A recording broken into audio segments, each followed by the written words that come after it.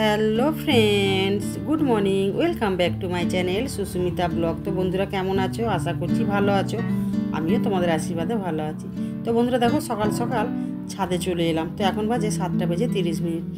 আমাদের এই রান্নাঘরের ছাদটা না প্রচণ্ড নোংরা হয়েছে। তো আমি রান্নাঘরের ছাদটায় যেতে পারি না বলে বড়মশাইকে বললাম যে রান্নাঘরের ছাদটা একটু ভালো করে ঝাঁটিয়ে পরিষ্কার করে দিতে।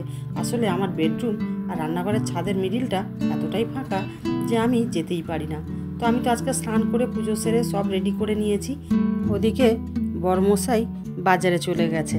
তো ভাবলাম আমি একটু বালিশগুলো ওয়ারগুলো পরিয়ে নিই, কেননা আগের দিন যে সব কেচেছিলাম কিছু আর গুছানো হয়নি। তো দেখছো বালিশের ওয়ারগুলো পরালাম, এখনও জামা কাপড়গুলো পড়ে আছে। তো যে বালিশগুলো সব ট্যাঙ্কে ঢুকিয়ে দিচ্ছি, তো জামা কাপড়গুলো পড়ে আছে, পরে গুছাবো।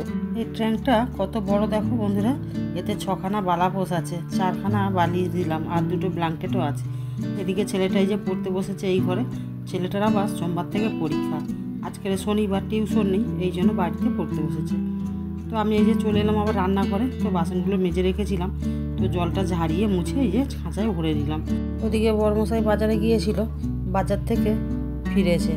তো এই যে আগের দিনের তেলে ভাজা ছিল আর একটু ঘুগনি ছিল ফ্রিজে, তো বার করে যে মুড়ি মাখিয়ে ছেলেটাকে যে খেতে দিয়েছি, আর এপাশে বড়মশাইকে খেতে দিয়ে দিয়েছি। আর আমি আগের দিন ওই যে বিচকলা রান্না করেছিলাম না চিংড়ি মাছ দিয়ে, সেই তরকারি একটু বেশি ছিল, তাকে ওই যে গরম করে নিয়েছি, মুড়ি খাবো। আর বড়মশাই যে বাজার থেকে শাক কিনে নিয়ে এসছে আর একটু মাংস কিনে নিয়ে এসছে। তো টিফিন তো করে নিয়েছি, নিয়ে এই যে সবজিটা কাটতে বসে গেছি। তো আগে শাকটা বেছে নিই। তো নিয়ে এসছে নোটে শাক, এই নোটে শাক দিয়ে উচ্ছে আলু বেগুন দিয়ে আর আমার নিজে হাতে বানানো ফুলবড়ি আছে খেসার ডালে, তো তাকে দিয়ে একটু শুক্তো বানাবো। আর এপাশে মাংসটা হবে। ভাতটা আমি আগে বসিয়ে দিয়েছি, কেননা অনেকটা বেলা হয়ে গেছে, এখন কিন্তু 11:30 মতো বাজে। তো ভাতটা ওই যে ফুটছে। আর এপাশে দেখো বড়মশাই টিফিন খেয়ে নিয়ে এই যে জানালার কাঁচগুলো একটু মুছে দিতে বলেছিলাম, তার কারণ আমি সময় পাচ্ছি না। আর এই বাইরে তো এই উপরে কাঁচগুলো হাত পাই না, এই কারণে বড়মশাইকে বলতে বড়মশাই কলিং নিয়ে গিয়ে কাঁচগুলো ভালো করে মুছে দিচ্ছে। আর ওই যে সামনে সিমেন্টের কাজ হচ্ছে, তো এই কারণে সিমেন্টের রাস্তা না কাঁচগুলো সাদা হয়ে আছে, তো ভালো মুখ দেখা যাচ্ছে না। তারপরে এই যে আমি এপাশে শাকটা ভালো করে বেছে নিয়ে ধুয়ে নিয়ে তরকারিটা চাপিয়ে দিয়েছি। দেখতে পাচ্ছ ফুলবড়ি দিয়ে আলু বেগুন দিয়ে চচ্চড়ি চাপিয়ে দিয়েছি। আর মাংসটা প্যাকেট থেকে বার করে এই যে থালায় রেখেছি, এত পিঁমড়ে লেগে গেছে মাংসটা।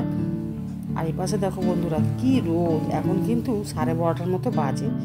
এদিকে বড়মশাই জানালাটা মুছে নিয়ে চলে এসছে। তো আমি বললাম একটু মাংসটা বসিয়ে দিতে, তো এই কারণে বড়মশাই যে মাংসটা বসিয়ে দিচ্ছে। আর আমি মাংসটা ধুয়ে এনে দিলাম, কেন শ্বশুরে পিঁমড়ে লেগে গিয়েছিল মাংসটায়।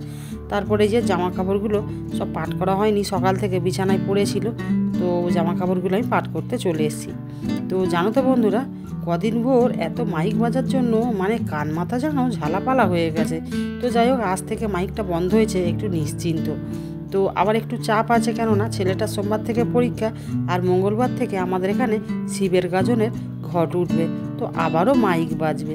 আমার বড়মশাইকে মাংসটা রান্না করতে বলেছি, কেন জানো তো বন্ধুরা, আমার বড়মশাই না মাংসটা দুর্দান্ত রান্না করে, এই কারণে ওকেই দিলাম মাংসটা রান্না করতে।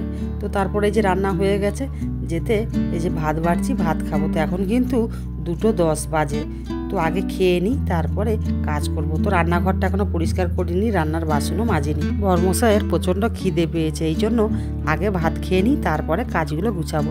তো বন্ধুরা, ভিডিওটা যদি ভালো লেগে থাকে like comment share and subscribe করতে ভুলবে না। তো ভিডিওটা আজ এই পর্যন্ত, সবাই ভালো থেকো, সুস্থ থেকো, গুড আফটারনুন, টাটা।